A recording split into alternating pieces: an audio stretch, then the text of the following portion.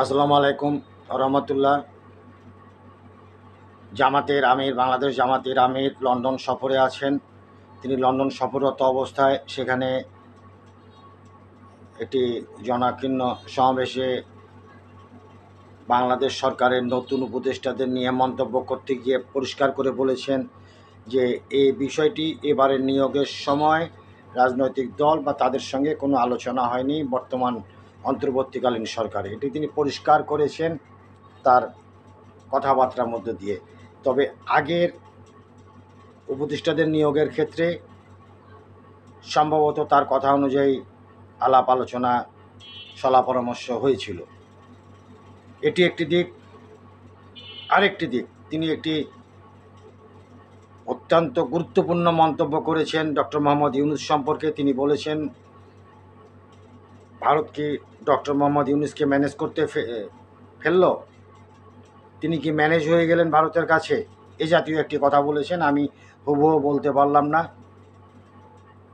এটি কিন্তু গণমাধ্যমে প্রকাশিত হওয়ার একটি আলাদা তাৎপর্য।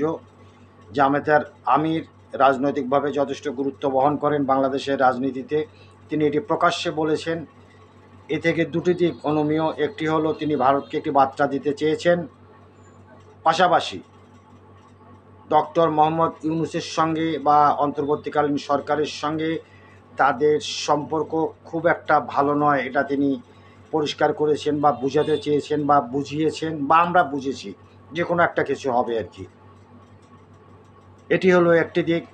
আবার লক্ষণীয় বিষয় আরেকটি দিক হয়ে গেল, বঙ্গভবনে নতুন উপদেষ্টা মাহফুজ আলম মহোদয়, শেখ মুজিবুর রহমানের ছবি টাঙ্গানো ছিল, সেটা নামিয়েছেন। সেটাকে কেন্দ্র করে একটি ঘটনার সৃষ্টি হয়েছে, নানা ধরনের মন্তব্য এসছে নানা দিক থেকে। সবগুলো মন্তব্য, সবগুলো ঘটনা পরিষ্কারভাবে আপনাদের জানা। এর মধ্যে অতীব গুরুত্বপূর্ণ যে বিষয়টি, যেটা লক্ষণীয়, যেটা সকলের নজর কেড়েছে, সেটা হলো বিএনপির একজন কেন্দ্রীয় গুরুত্বপূর্ণ নেতা রুহুল কবির রিজভী সাহেব একটি মন্তব্য করেছিলেন সকালবেলা। সে মন্তব্যে তিনি টিকতে পারেননি বেশিক্ষণ। বিকালবেলায় তাকে তার মন্তব্য প্রত্যাহার বা তার মন্তব্যের জন্য দুঃখ প্রকাশ করতে হয়েছে। এটি একটি তাৎপর্যপূর্ণ ঘটনা। এর মধ্যে দুটি তাৎপর্য আমরা লক্ষ্য করতে পারি। একটি হলো তিনি ফ্যাসিস্ট আওয়ামী সরকারকে একটি বার্তা দেওয়ার চেষ্টা করছিলেন প্রথম মেসেজে দিয়ে, এবং অনেকে মনে করেন যে ভারতকেও একটি মেসেজ দেওয়ার চেষ্টা করেছিলেন। দ্বিতীয় ক্ষেত্রে তারা আবার সেখান থেকে ফিরে এসে নতুন করে যেটি সিদ্ধান্ত প্রত্যাহার বা দুঃখ প্রকাশ করেছেন, তার কারণ মানুষের কাছে অনুমেয় হয়েছে যে তারা সরকারের সঙ্গে বা বৈষম্য বিরোধী ছাত্র নেতাদের সঙ্গে দূরত্ব তৈরি করতে চান না এই মুহূর্তে। এটি একটি গুরুত্বপূর্ণ দিক।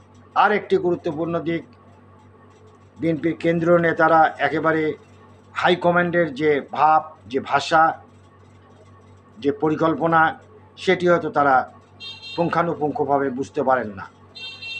এই বিষয়গুলো এই অল্প কয়েক ঘন্টার মধ্যে খুব তাৎপর্য বহন করলো বাংলাদেশের রাজনীতিতে, যেটা আগামীতেও এই তাৎপর্য বহন করবে বাংলাদেশের রাজনীতিতে। হয়তো এটা আরও জটিল হবে অথবা সরলীকরণ হয়ে যেতে পারে, আমরা জানি না এই মুহূর্তে কী অবস্থা দাঁড়াবে। তবে রাজনীতি ক্রমশ ভোলাটাইল হচ্ছে, রাজনীতির ভাষা এটা বলতে হয়। আমরা আশা করব যখন দেশবাসী সকল রাজনৈতিক পক্ষসমূহের মধ্যে ঐক্য প্রার্থনা করছেন, সে সময় যেন কোনো বিভেদ সৃষ্টি না হয় রাজনৈতিক পক্ষসমূহের মধ্যে, রাজনৈতিক অংশীজনের মধ্যে যেন কোনো বিভেদ সৃষ্টি না হয়। বিশেষ করে রাজনৈতিক অংশীজন, রাজনৈতিক পক্ষসমূহ, সরকার এবং ছাত্র সমন্বয়কদের মধ্যে যেন একটা অনৈক্যর বদলে ঐক্যের সৃষ্টি হয়, এটা দেশবাসীর প্রত্যাশা।